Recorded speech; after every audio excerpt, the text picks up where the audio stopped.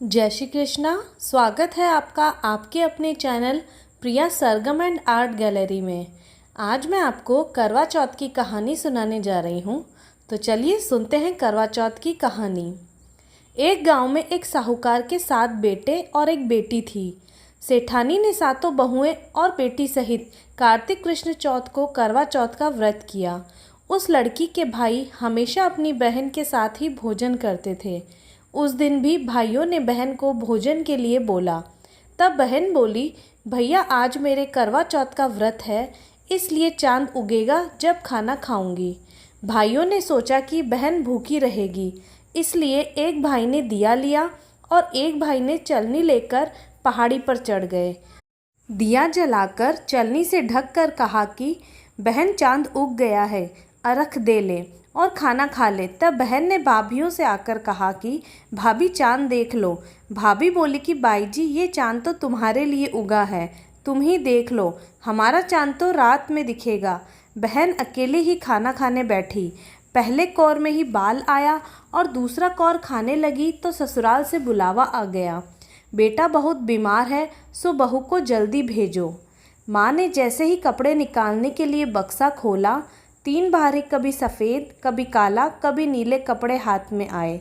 माँ ने एक सोने का सिक्का पल्ले से बांध दिया और कहा कि रास्ते में सबके पैर छूती जाना, जो भी तुझे अमर सुहाग का आशीष देवे उसको यह सोने का सिक्का देना और पल्ले से गांठ बांध लेना। रास्ते में सब औरतें आशीष देती गई, पर किसी ने भी सुहाग की आशीष नहीं दी। ससुराल के दरवाजे पर पहुंचने पर पलने में सोती हुई जेठूती झूल रही थी। उसके पैर छूने लगी तो वह बोली, सीली हो सपूती हो 7 पूत की माँ हो। यह वाक्य सुनते हुए उसने जल्दी से सोने का सिक्का निकालकर उसे दे दिया और पल्ले से गांठ बांध ली। अंदर गई तो पति मरा पड़ा था।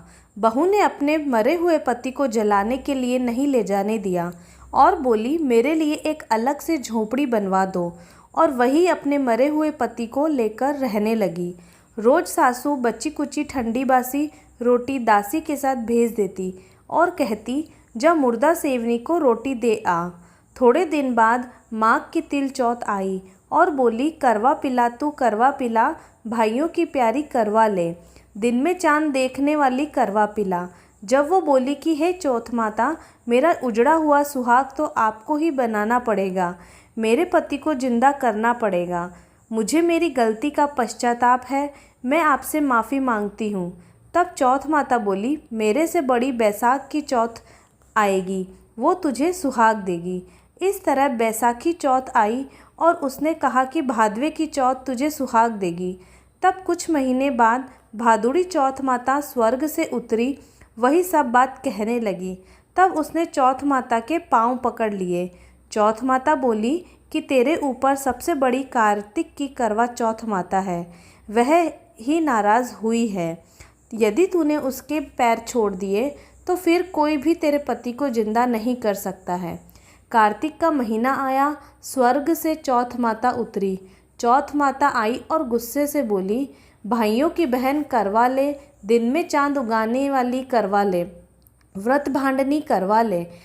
साहूकार की बेटी ने चौथ माता के पैर पकड़ लिए। वह विलाप करने लगी, हे चौथ माता, मैं ना समझती, मुझे इतना बड़ा दंड मत दो। तब चौथ माता बोली, मेरे पैर क्यों पकड़कर बैठी है।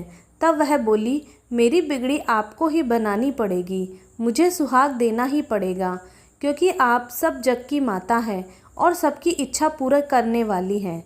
तब चौथ माता खुश हुई और उसे अमर सुहाग का आशीर्वाद दिया।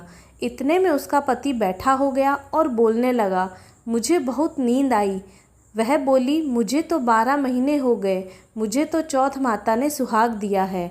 तब पति बोला कि चौथ माता का विधि विधान से उजमन करो। उधर ननद रोटी देने आई तो उसने 2 जने के बोलने की आवाज़ सुनी और अपनी माँ को जाकर बोली, भाभी तो पता नहीं किससे बातें कर रही है। तब सासू ने जाकर देखा कि वह बेटा और बहू दोनों साथ में जिम रहे हैं, चौपड़ पासा खेल रहे हैं। देखकर वह बहुत खुश हुई। पूछने लगी कि यह कैसे हुआ।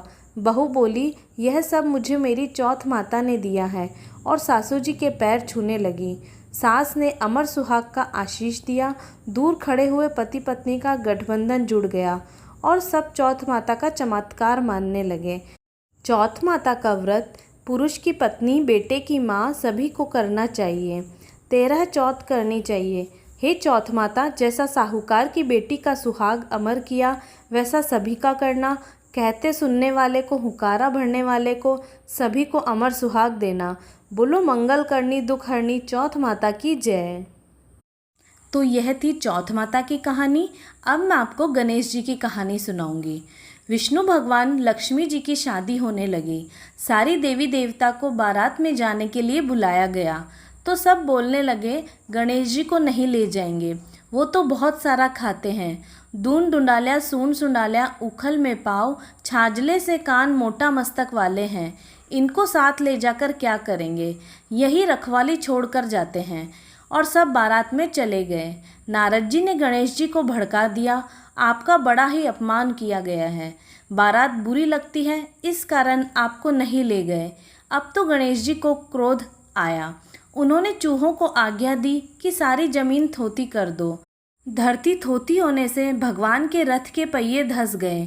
सब पच गए पर पहिए वापस नहीं निकले। खाती को बुलाया, वो आया। उसने पहिए के हाथ लगाकर बोला जय गजानन जी, और रथ निकल गया। सब पूछने लगे कि गणेश जी को क्यों याद किया गया। खाती बोला गणेश जी को सुमरे बिना कोई काम सिद्ध नहीं होता। सब सोचने लगे कि हम तो गणेश जी को छोड़ ही आए हैं। एक जने को भेजकर गणेश जी को बुलवाया। पहले गणेश जी का रिद्धि सिद्धि से विवाह करवाया, फिर विष्णु भगवान लक्ष्मी जी के साथ विवाह हुआ।